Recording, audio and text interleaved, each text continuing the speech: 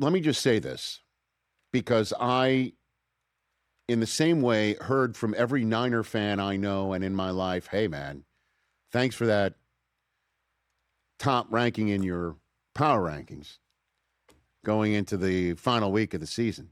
People were thanking you for that? I was getting some Niners fans saying, you're finally seeing what we've been seeing all year long. This team has heart. This team has guts. It's got grit.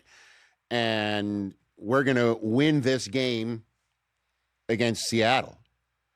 And in the same way I was hearing that, I was hearing from Seahawks fans, you don't know what the hell you're talking about. And I will say to those Seahawks fans now, mea culpa. I saw a Niners team that had Brock Purdy account for 5 touchdowns in 2 straight games. I saw them on tilt offensively. I saw them overcome a lot against the Bears to outlast them.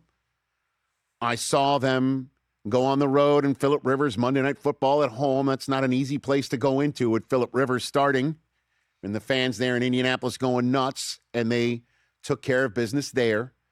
And I saw them with this team taking on the Seahawks at home with an opportunity to get the 1 seed in the NFC.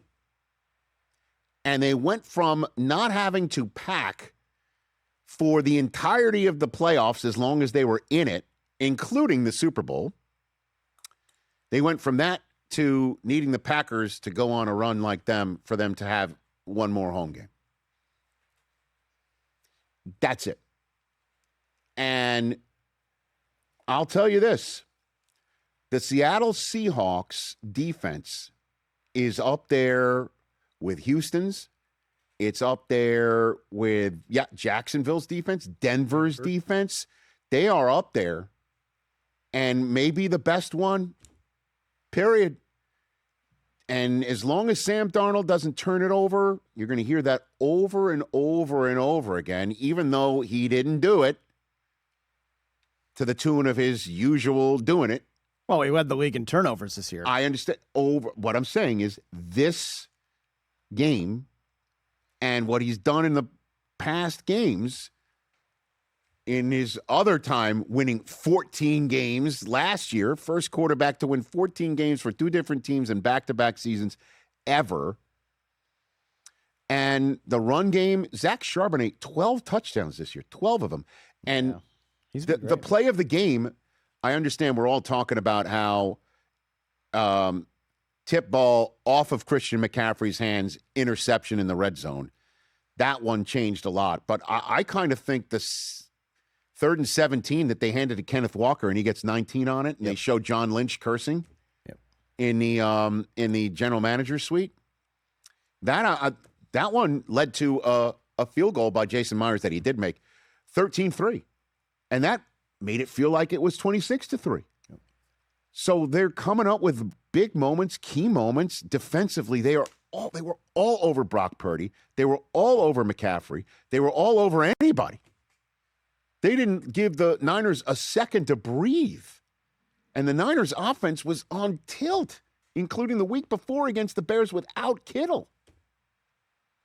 In this building with everything to play for. And Seattle went in and said, not today. We're the ones getting hats and T-shirts. Yours are being sent to some country you'll never hear of again.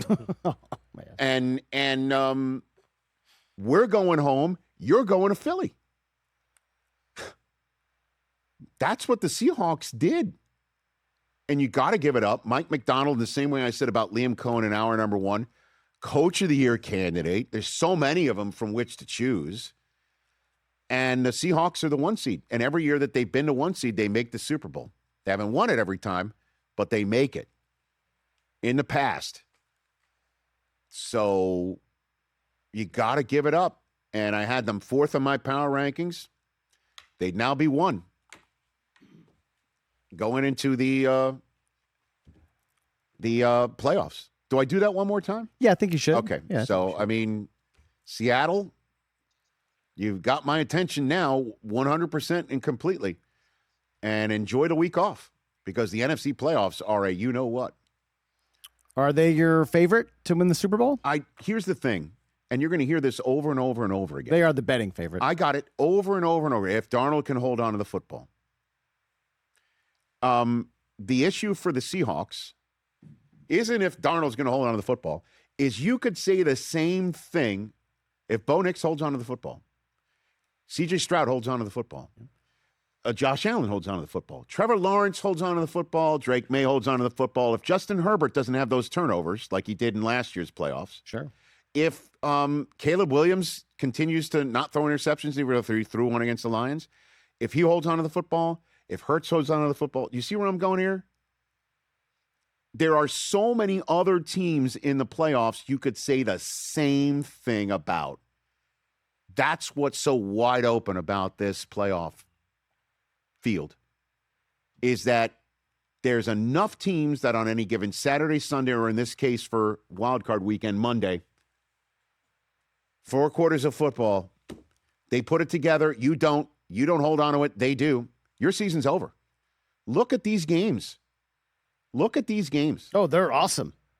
And there's only 2 teams that made the playoffs that didn't have double-digit wins, and one of them is because of a tie, and another one because of, the division was so substandard at the end of the day, even though it didn't look that way midway through in the NFC South. But honestly, hey, you made it all the way to the end. Thanks for that. Check us out every single day streaming live on Disney Plus and the ESPN app 12 to 3 Eastern.